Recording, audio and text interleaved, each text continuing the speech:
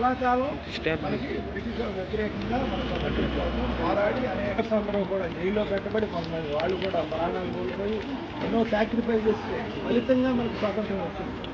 ఇప్పుడు వాళ్ళు పరిపాలించారు, వాళ్ళు పరిపాలించి మన అనుకూలంగా ఎలా పరిపాలిస్తారు, మన డబ్బులను తీసుకెళ్ళి ఆవిడ పెట్టుకోవాలి. వాళ్ళు పెద్ద సంస్థ నమ్మని వైద్యం చేస్తున్నారు. ఈ సమస్య ఇటువంటి రోజుల్లో మనం గుర్తుపెట్టుకోవాల్సింది ఏంటంటే ఆ స్ఫూర్తిని, దేశభక్తిని, ఆ ఉద్యమ చేసిన వల్ల మన బాధ్యత, మన విధి సక్రమంగా ప్రతి ప్రశ్న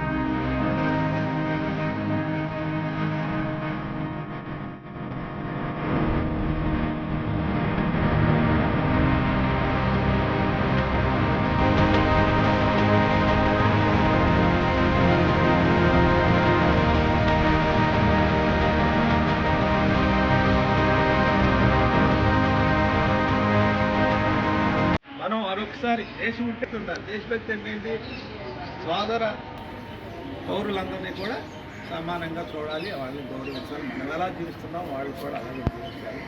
అందరం కష్టపడి పనిచేయాలి. మనం అక్కడే ఉన్నాం కదా.